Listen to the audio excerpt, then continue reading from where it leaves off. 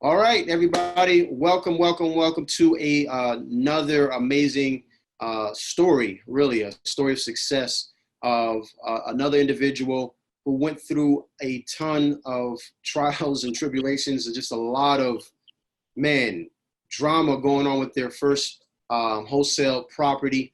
But she was able to get to the finish line and get to the closing table. And I love these type of stories because, like I say, we're all special, we're all unique, but our situations aren't. And a lot of times, as wholesalers or new wholesalers, we get in our own head and we think that our situations are different. Like, man, like this has never happened to anybody else before. I can't believe my situation is so crazy. I can't believe, we got to the closing table and the deal didn't go through. And you realize that eventually you start to realize that this is just a normal course of business and these things happen. And the people that push forward are the people that win. Hence the case of Danielle. Thank you so much for being on this Zoom meeting with me. First of all, how are you doing? I'm good. I'm awesome. Good. So if you can, just tell us a little bit about yourself, your name, and where you're wholesaling out of, where you're from, the basic stuff. Okay, well, I'm Danielle. Wholesaling out of Atlanta. Born and raised South Georgia, but been in Atlanta for 12 years now. Okay. Oh man. Well, now I'm trying to actually start doing more south of Atlanta as far as like Macon and Valdosta and places like that. Yeah. But everything started out of the ATL. The ATL, shawty. Yeah, so you started this wholesaling thing. Talk to us a little bit about, but like before you met me, like how did you find wholesaling? What happened? What did that look like? Okay, I first heard about it through my brother. He told me about it. I ignored it because he was my little brother, so I didn't even pay any attention. And then I started watching like YouTubes and stuff like that. Found out about Maxwell. I'm sure everybody knows. Just start watching stuff, and then the line of work I do, I'm around a lot of people that do hands-on work. And one of my workers was wholesaling. And, start talking to him about it, him saying he was going to help me and things like that. I told Tommy this story, which crushed my heart. I went out, drove for dollars, had like 100 properties, and he stole them from me. Yep. He stole all my properties from me, which kind of crushed me. And then I stumbled upon Tommy Holt. I think it was on Instagram, the power of social media. Because I stumbled upon the page. I think somebody tagged him in something, and I just followed him and looked into his course and things like that. But I took the course, which I would suggest everybody take it if you're looking to get into wholesaling. But like when I called him, I said, I'm a hands-on person. I need help. I need somebody hands-on with me to do this because of what happened to me before. And it just went from there. That's awesome.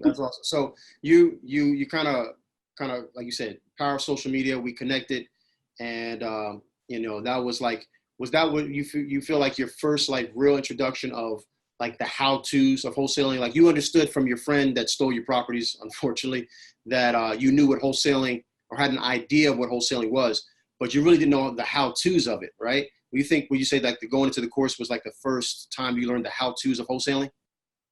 Yeah, it was. Good. Yeah. So with that, like, what explain to us, because you got your deal done, you got your first deal. I know it was like a huge, like, just joyous occasion. I remember speaking with you and you were talking about, man, I feel like I want to cry because I know it's real. And that's such a real statement for so many people, because like once you do it one time, you realize, wow, I could really do this. Like all I got to do is rinse and repeat. Right? Yeah. So talk to us about that deal, because it wasn't the smoothest deal. So talk to us about that. No, it wasn't the smoothest. I remember when we went to look at the house, we were actually at the wrong house.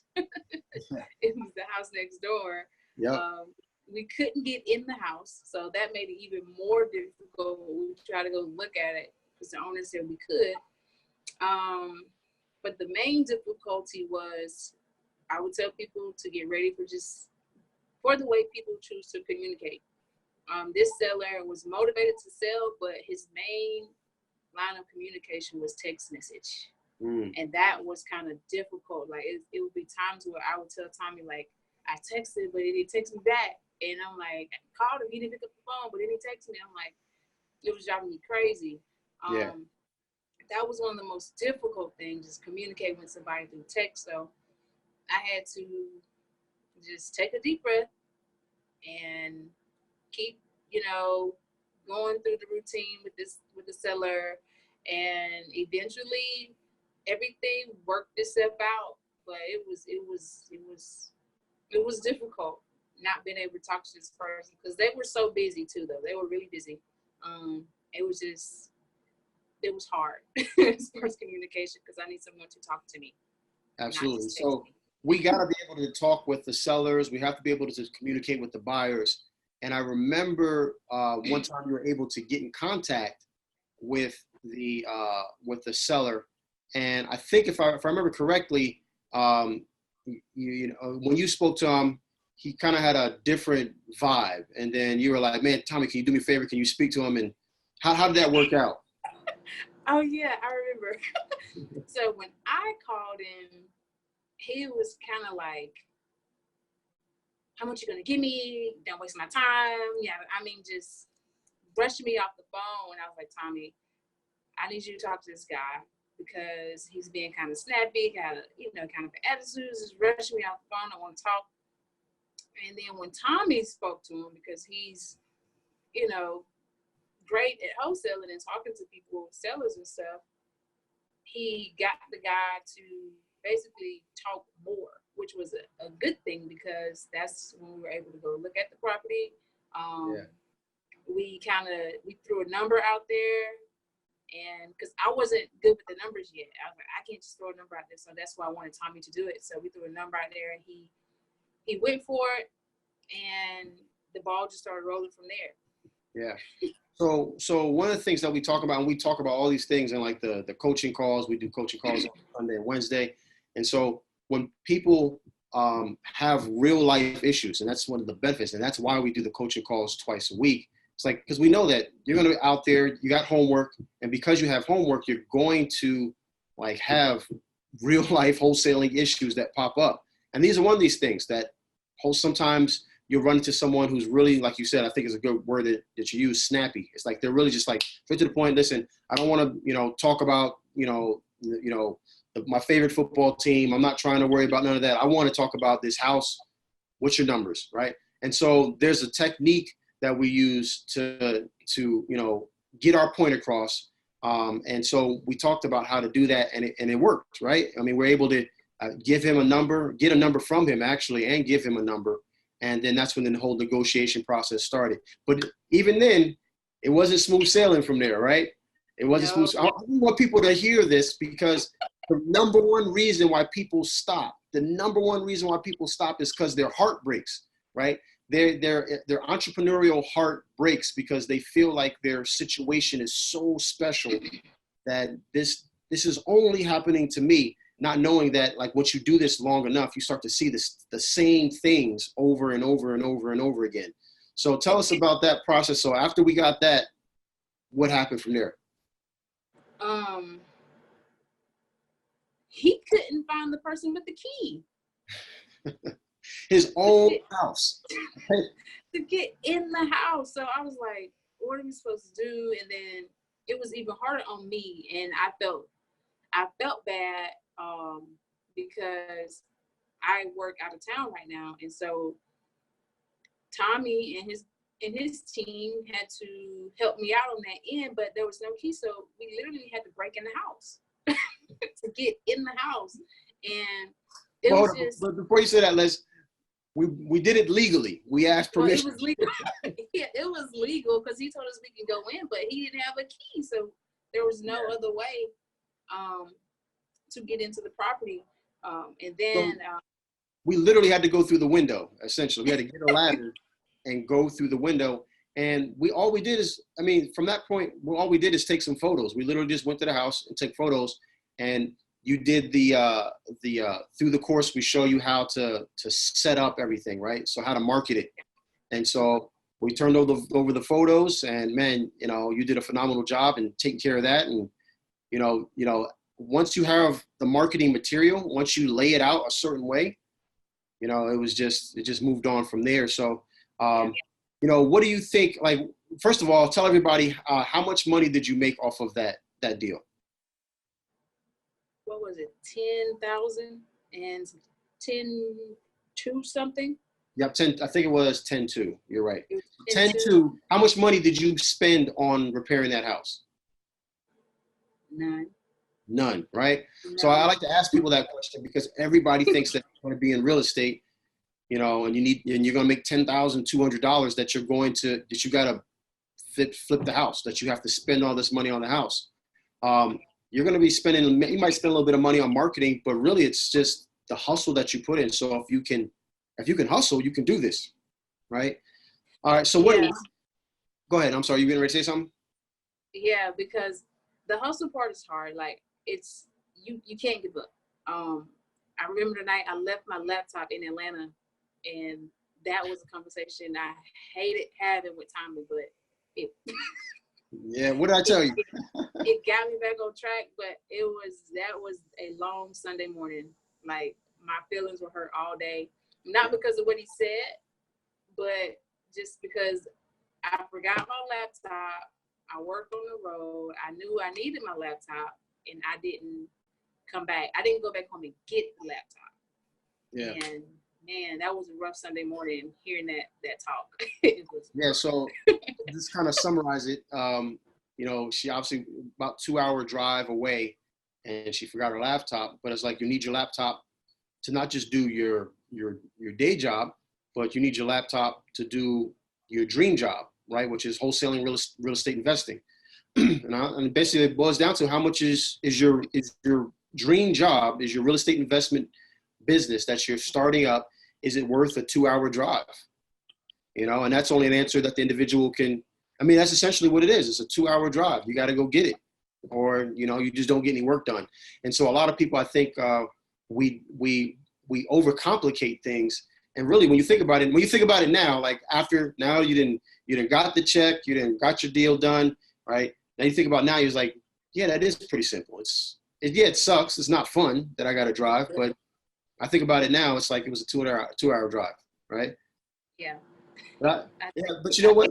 I give a lot of credit to you because there are a lot of people that won't do that, that don't do that. Like they don't look at it that way. And they allow little situations like that to beat them up just a little bit. It's not like a full knockout. It's like a little jab, right? Like it's like you're like that part of your life is trying to fight you to keep you away from your goals and your dreams. And it's just like a little jab, but eventually it starts to add up, and then your eye starts to swell up, and then you don't know what's happening, and all of a sudden you lost the whole fight. Like you feel like the world has just stripped everything away from you.